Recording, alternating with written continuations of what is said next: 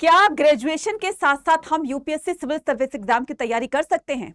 क्या दोनों को मैनेज एक साथ किया जा सकता है, या फिर हमें ग्रेजुएशन के बाद अपनी प्रिपरेशन को स्टार्ट करना चाहिए?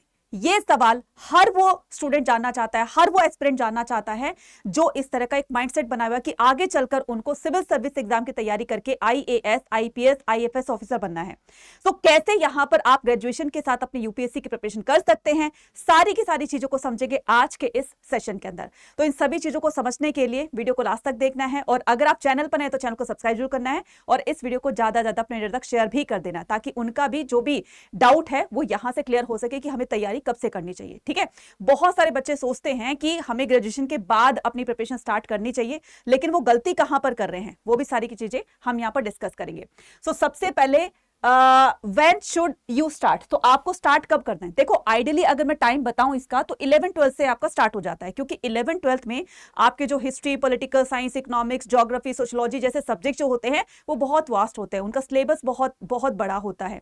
तो आप धीरे धीरे जब उन चीजों को पढ़ते हैं, उन सब्जेक्ट को पढ़ते हैं, तो आपके अंदर वो नॉलेज धीरे धीरे आने लगती है।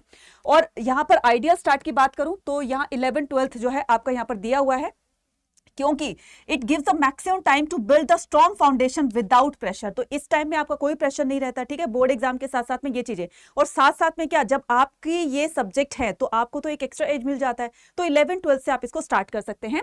उसके बाद यहाँ पर मोस्ट कॉमन जो होता है तो वो है आपके ग्रेजुएशन के साथ अपनी यूपीएससी की प्रिपरेशन करना। लेकिन यहाँ पर ग्रेजुएशन के साथ कैसे करोगे कि during the graduation college year are the most popular and the practice time to begin. तो यहाँ पर बहुत सारे बच्चे, मतलब मैक्सिमम जो बच्चे हैं वो ग्रेजुएशन के साथ साथ ही अपनी यूपीएससी की प्रिपरेशन स्टार्ट कर देते हैं। नेवर टू लेट, मतलब मैं ग्रेजुएशन के बाद इसको स्टार्ट करूंगा तो आप लेट हो सकते हैं, और वो चीजें जो आपको कॉलेज और स्कूल के अंदर जो एनवायरनमेंट मिलने वाला था, कहीं ना कहीं आप उससे हट जाते हैं, साइड हो जाते हैं, जो कि आपको वहां से एडवांटेज मिलती है। ठीक है, उसके बाद हम यहां पर बात करेंगे स्टार्टिंग इन क्लास 9 to 12। तो यहाँ पर 9 to 12 से अगर मैं स्टार्टिंग एज की बात करती हूँ, क्योंकि धीरे धीरे वो सिलेबस, वो चीजें जो है बढ़ती चली जाती हैं। ठीक है, तो यहाँ पर रीड एनसीईआरटी 6 to 12। तो आपको जो अपनी स्टार्टिंग करनी है वो 6 से 12 तक की एनसीईआरटी पढ़नी है, और यहाँ से 6 से आप अपनी एनसीईआरटी को पढ़ना स्टार्ट करोगे, चाहे वो history, geography, political science, sociology, या फिर हो आपकी इकोनॉमिक्स। ठीक है, उसके बाद बिल्ड रीडिंग हैबिट। अब डेली अपनी रीडिंग हैबिट डाल लो, मतलब आपको डेली सुबह क्या करना है, वही मैं बात करने वाली हूँ कि एक हाथ में चाय का कप तो दूसरे हाथ में आपका न्यूज़पेपर होना चाहिए। तो चाय का सिप मारी, न्यूज़पेपर पढ़ा, तो इससे क्या होगा? देखो, मैं ये नहीं कह रही हूँ, खैर ये तो एक मजाक की बात है, मैं ये नहीं कह रही हूँ कि ऐसा आपको करना है, लेकिन अपनी एक हैबिट डाल लो कि आपको न्यूज़पेपर डेली डेली पढ़ना है। तो देखो, न्यूज़पेपर पढ़ने के भी अपने बेनिफिट्स हैं। ठीक है, एक तो आपकी वोकैबुलरी स्ट्रांग हो जाएगी, दूसरा ये रीडिंग हैबिट जो है आपको जो डलने वाली है, तो उससे आप अपनी हर एक कंटेंट को बहुत ही जल्दी से आप पढ़ सकेंगे। तो इतना टाइम नहीं आपको लगाना पड़ेगा जितना आप पहली बार पढ़ करके लगाओगे। ठीक है, तीसरी बात ये कि हमें ये पता चलता रहता है कि हमारी कंट्री के अंदर या अदर कंट्रीज के अंदर क्या हो रहा है। ठीक है, सो बहुत सारी इंफॉर्मेशन हमें न्यूज़पेपर से मिलती है, इसलिए मैं सजेस्ट करूंगी जैसे द हिंदू है और द टाइम्स ऑफ इंडिया है, तो इन पेपर्स को आप, न्यूज़पेपर को आप पढ़ना स्टार्ट करिए। ठीक है, उसके बाद में आपने क्या करना है, चाहे वो आप पढ़ो 20 मिनट्स ही, आधा घंटा पढ़ो, लेकिन पढ़ना जरूर है। ठीक है, उसके बाद improve English and the expression. तो धीरे धीरे आप इंग्लिश को भी अपनी इंप्रूव कीजिए। अब जो आप टीवी पर देखते हो राज्यसभा की डिबेट होती है, ये बहुत काम की चीज होती है। तो इसको अगर आप यूपीएससी एस्पिरेंट बनना चाहते हैं, अगर आप सिविल सर्विस एग्जाम क्रैक करना चाहते हैं, तो ये चीजें आपको देखनी पड़ेगी, क्योंकि इससे काफी सारी चीजें निकलकर सामने आती है, किस तरह की डिबेट हो रही है, उससे क्या कंक्लूजन निकला, किसने क्या कहा, तो ये सारी चीजें आपको इस प्रिपरेशन में हेल्प करेंगी। So watch Rajya Sabha TV debate and document it is sharpen then comprehension and articulation. उसके बाद में स्टार्टिंग ड्यूरिंग द ग्रेजुएशन। अब ये तो चलो ठीक है, मैंने बेसिक से बता दी। ठीक है, अब वो टाइम आपका निकल गया, तो अब आप कॉलेज में जाने वाले हो। ठीक है, तो यहाँ पर जो भी बच्चे स्टार्टिंग में ही, यानी कॉलेज के फर्स्ट ईयर से अपनी स्टार्टिंग स्टार्ट करते हैं प्रिपरेशन की, उनके लिए क्या चीजें होने वाली है। सो फर्स्ट और सेकंड ईयर के अंदर आपने अपनी सारी की सारी जो आपकी एनसीईआरटी बुक है क्लास 6 से लेकर के क्लास 12 तक की, वो सारी की सारी आपने खत्म कर देनी है। ठीक है, so first and second year lay the ground work.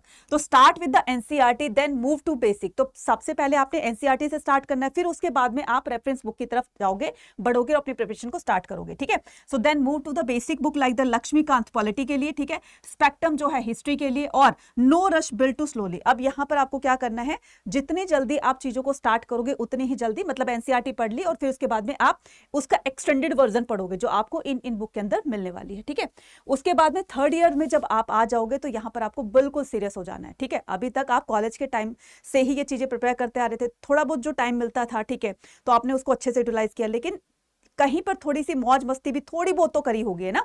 तो अब यहाँ पर जब थर्ड ईयर में आप आ जाओगे तो यहाँ बिल्कुल सीरियस हो जाना है। सीरियस इन द सेंस ऐसा नहीं कि आप घंटों पढ़े रहो, अपनी सेहत का ध्यान ना दो, ऐसा भी नहीं करना है, ठीक है। तो थोड़ा सा सीरियस मोड पे चले जाना है, ठीक है।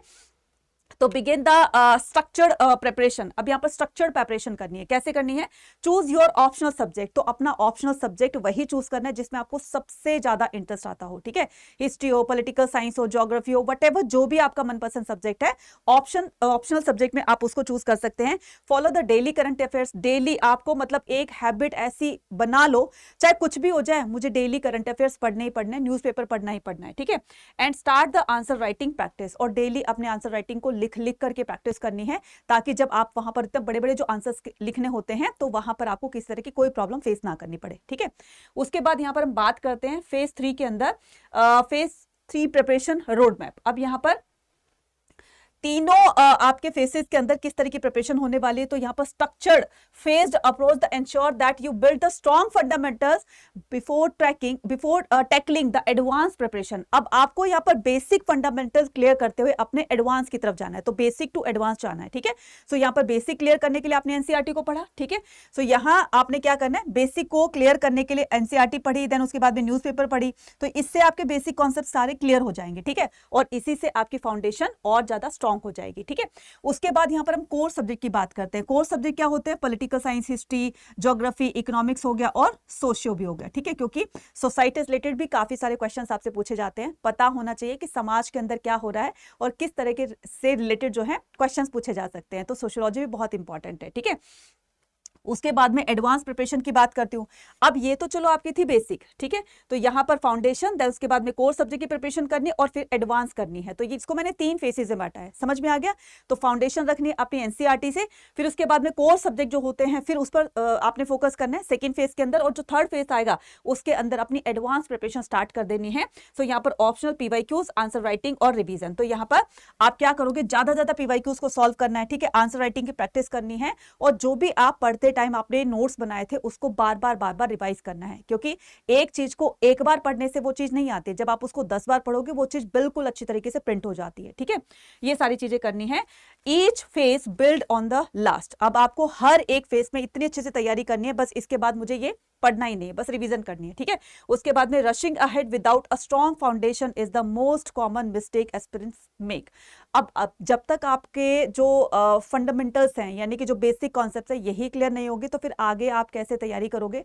आगे के कोई भी कॉन्सेप्ट्स आपको क्लियर नहीं होंगे, कोई भी टॉपिक आपके क्लियर नहीं होंगे जब तक आपने बेसिक कॉन्सेप्ट्स को नहीं समझा। तो ठीक है, तो पहले अपना बेसिक स्ट्रॉन्ग कीजिए, देन उसके बाद में आगे बढ़िए।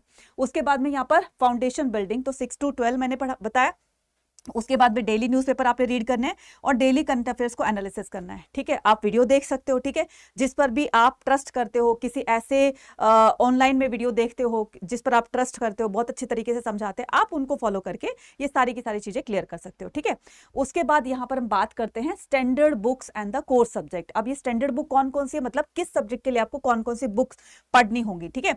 अगर मैं यहाँ पर इंडियन पॉलिटी की बात करती हूँ तो लक्ष्मीकांत आप रेफर कर सकते हो, ठीक है। उसके बाद में हिस्ट्री स्पेक्ट्रम, ठीक है, मॉडर्न के लिए, और एनसीईआरटी एंशिएंट, और एनसीईआरटी जहां से आप अपने एंशिएंट और मिडिवल इन दोनों एरा को आप कंप्लीट करोगे, ठीक है। उसके बाद में तो इन दोनों चीजों के लिए, मतलब एंशिएंट हिस्ट्री इंडिया की और मिडिवल हिस्ट्री इंडिया की, तो ये आप एनसीईआरटी से उसको पढ़ करके उसके स्ट्रॉन्ग करोगे टॉपिक्स को, ठीक है। उसके बाद में यहाँ पर ज्योग्राफी की बात करती हूँ तो जीसी लियोग प्लस में एनसीईआरटी, तो इनसे आप अपनी ज्योग्राफी को और ज्यादा स्ट्रॉन्ग कर सकते हो, ठीक है। उसके बाद में अगर मैं इकोनॉमिक्स की बात करती हूँ तो श्रीराम आईएएस और एनसीईआरटी प्लस न्यूज़पेपर, तो न्यूज़पेपर से भी आपको काफी कुछ इकोनॉमिक्स के ऐसे टॉपिक मिलेंगे, कुछ ऐसे कॉन्सेप्ट्स आपके क्लियर होंगे जो न्यूज़पेपर में दिए होते हैं, ठीक है। उसके बाद में अगर मैं इन्वायरमेंट की बात करती हूँ तो यहाँ पर शंकर आईएएस, ठीक है, तो इन्वायरमेंटल स्टडी के लिए आप शंकर आईएएस की बुक को प्रेफर कर सकते हैं। और यहाँ पर सीसेट के लिए आप बेसिक मैथ्स और द कॉम्प्रिहेंशन प्रैक्टिस, तो ये सारी ऐसी बुक्स हैं जो आपको आपकी यूपीएससी सिविल सर्विस एग्जाम की प्रिपरेशन में आपको बहुत बहुत ज्यादा हेल्प करेगी। अब आते हैं यहाँ पर फेज 3 के अंदर, ये एडवांस प्रिपरेशन है। ये क्या है, ये है आपके कोर्स सब्जेक्ट की और ये थी आपकी फाउंडेशन की, ठीक है। तो उसके बाद में यहाँ पर पहले वैसे तो मैंने बता दिया था, लेकिन अब इसको और ज्यादा डिटेल में जान रहे हैं, ठीक है। तो यहाँ पर क्या करेंगे, फेज 3 के अंदर हम एडवांस प्रिपरेशन करेंगे। चूज योर ऑप्शनल सब्जेक्ट, तो ऑप्शनल सब्जेक्ट वही चूज करना है जिसमें आपका सबसे ज्यादा इंटरेस्ट होता है, ठीक है। So pick a interest and the scoring potential, जिसमें आपको ये लगता है कि मैं इसमें अच्छा ज्यादा स्कोर कर सकता हूं, ठीक है। दिस इज द 500 मार्क्स, ये 500 मार्क्स का होता है। अब यहाँ पर हम बात करते हैं किसकी, बात करते हैं हम अपने आंसर राइटिंग की, ठीक है। तो आंसर राइटिंग में ज्वाइन अ टेस्ट सीरीज, तो यहाँ पर आंसर राइटिंग को टेस्ट सीरीज ज्वाइन कर सकते हो। प्रैक्टिस डेली आपने अपने आंसर राइटिंग की प्रैक्टिस करनी है, जिससे कि आपकी स्पीड भी एक्यूरेट, मतलब स्पीड भी आपकी इंक्रीज हो जाए और साथ में एक्यूरेसी जो भी आपकी वो कैब्स वगैरह होती है तो उस पर भी अपनी एक पकड़ बना सको, ठीक है। उसके बाद में यहाँ पर सॉल्व पीवाईक्यू, जितने ज्यादा आप पीवाईक्यू सॉल्व करोगे उससे आपको ये आइडिया लगेगा कि प्रीवियस ईयर में कैसे क्वेश्चन पूछे गए थे, किस क्वेश्चन को किस अप्रोच के साथ में हमें सॉल्व करना है। तो ये सारी चीजें आपको पीवाईक्यू से हेल्प करेंगी, ठीक है। उसके बाद में यहाँ पर revision is the real key to retention.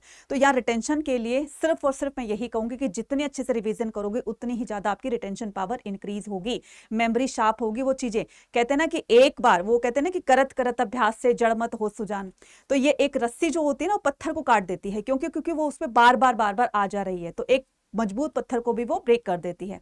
Same इसी तरीके से जितनी बार आप रिवाइज करोगे वो कॉन्सेप्ट्स उतने ही अच्छे से आपके क्लियर हो जाएंगे, और वहां से कोई भी क्वेश्चन आएगा तो आप उसको इजीली और एक्यूरेटली आप उसको आंसर कर सकते हो। Smart tips to stay on the track. अब यहाँ पर स्मार्ट टिप्स आपके लिए, डोंट रश टू कोचिंग। अचानक से, मतलब एकदम से, भाई मेरे को तो यूपीएससी सिविल सर्विस एग्जाम की प्रिपरेशन कर रही है, चलो कोचिंग लगा ले, नहीं भाई, स्टार्टिंग में आपको ऐसा नहीं करना है। क्या करना है, don't rush to coaching, build your basics first. Coaching without foundation is expensive and confusion. जब आपको पता ही नहीं है इस एग्जाम में क्या होता है, कैसे होता है, पहले इसकी जानकारी लीजिए, ठीक है।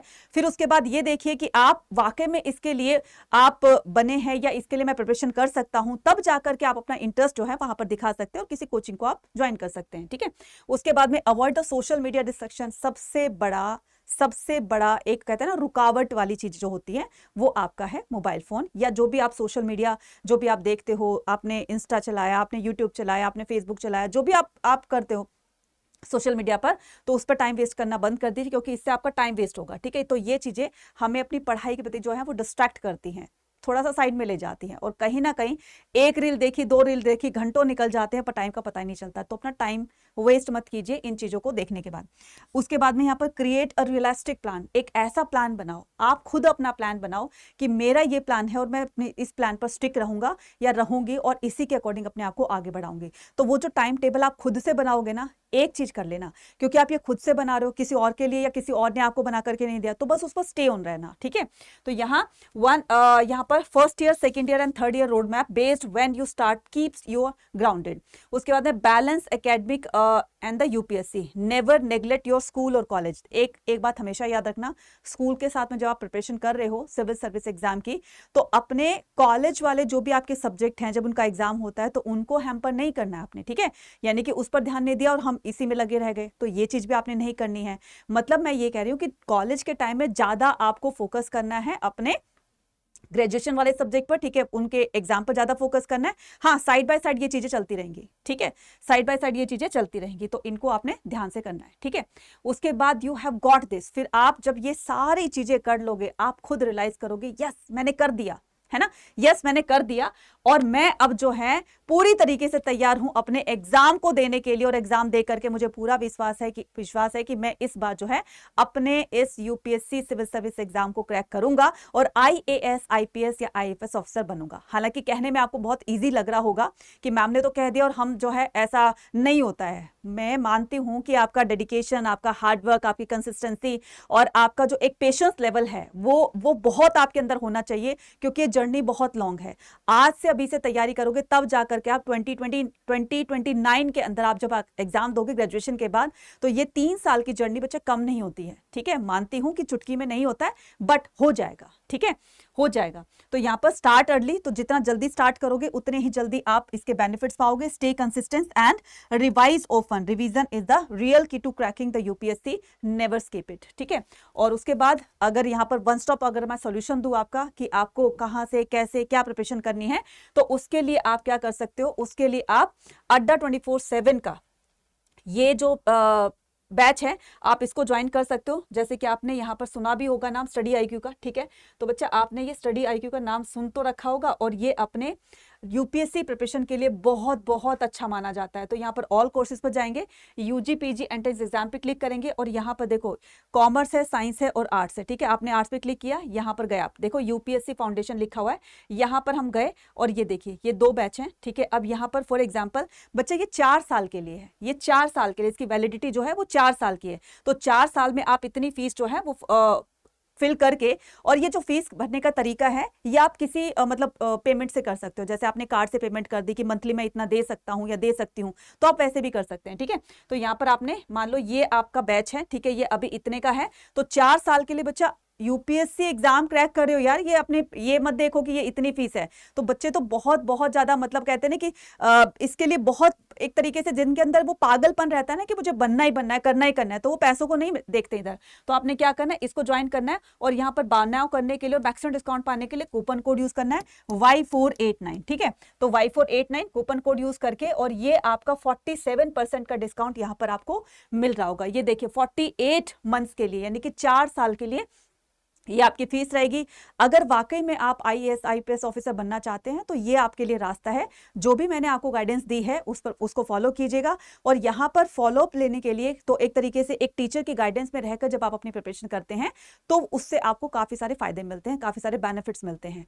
तो यहाँ पर देरी मत कीजिए, क्योंकि जितना ज्यादा आप डिले करोगे उतनी ही ज्यादा अपनी मंजिल से थोड़ा थोड़ा थोड़ा करके दूर होते रहोगे और वो सपना सपना रह जाएगा। तो वाकई में आप अपने सपने को पूरा करना चाहते हो तो ये है आपके सामने बैच, एनरोल कीजिए, Y489 कूपन कोड लगाइए मैक्सिमम डिस्काउंट पाने के लिए। और इसके अलावा डिस्क्रिप्शन बॉक्स में एक लिंक दिया हुआ है व्हाट्सएप ग्रुप का, तो वहां पर भी आप क्या कर सकते हो, ज्वाइन कर सकते हो। और इससे रिलेटेड जो भी आपको हम इंफॉर्मेशन देते हैं तो अब वो आपको सब कुछ पता चलते रहते हैं। तो व्हाट्सएप ग्रुप को भी आप ज्वाइन कर लेना, ठीक है। Thank you.